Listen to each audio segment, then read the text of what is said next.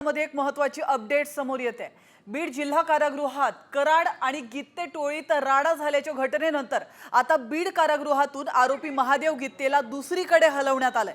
महादेव गित्तेसह 4 आरोपींची संभाजीनगरच्या हर्सुल कारागृहामध्ये रवानगी करण्यात आल्याची माहिती समोर येते। आपण महत्त्वाची अपडेट पाहतोय। बीड जिल्हा कारागृहामध्ये कराड आणि गित्ते टोळीमध्ये राडा झाल्याची माहिती समोर आली होती आणि या दरम्यान वाल्मिक कराडला मारहाण झाल्याची देखील माहिती समोर आली होती। तर याविषयी अधिक माहिती देण्यासाठी आपले प्रतिनिधी योगेश काशीद आपल्यासोबत जोडले गेलेत। योगेश, अतिशय महत्त्वाची अपडेट समोर येते। गित्ते टोळी आणि वाल्मिक कराडमध्ये राडा झाला होता, त्यानंतर गित्ते याची तिथून रवानगी करण्यात आली आहे। काय अधिक माहिती समोर येते?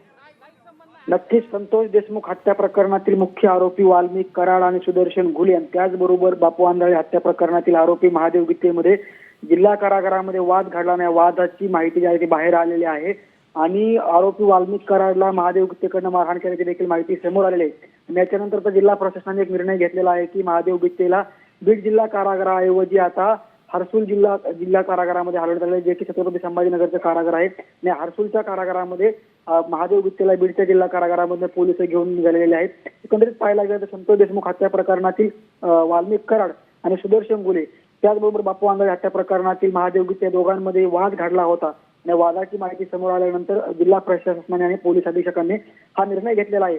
मात्र आपण बघू शकतो की या संपूर्ण प्रक्रियेमध्ये आता महादेव गित्तेला बीड जिल्हा कारागृहात न ठेवता आता हर्सुलच्या कारागृहामध्ये ठेवण्यात येणार आहे आणि त्याला बीड जिल्हा कारागृहामधून पोलीस घेऊन निघालेले आहेत। नक्कीच धन्यवाद योगेश, तुम्ही दिलेल्या महत्त्वपूर्ण माहितीबद्दल। तर आपण महत्त्वाची अपडेट पाहतोय। वाल्मिक कराड आणि गित्तेमध्ये राडा झाला होता आणि त्या पार्श्वभूमीवर आता महादेव गित्तेला दुसरीकडे हलवण्यात आल्याची माहिती समोर येते। तर महादेव गित्तेसह 4 आरोपींची संभाजीनगरच्या हर्सुल कारागृहामध्ये रवानगी करण्यात आली।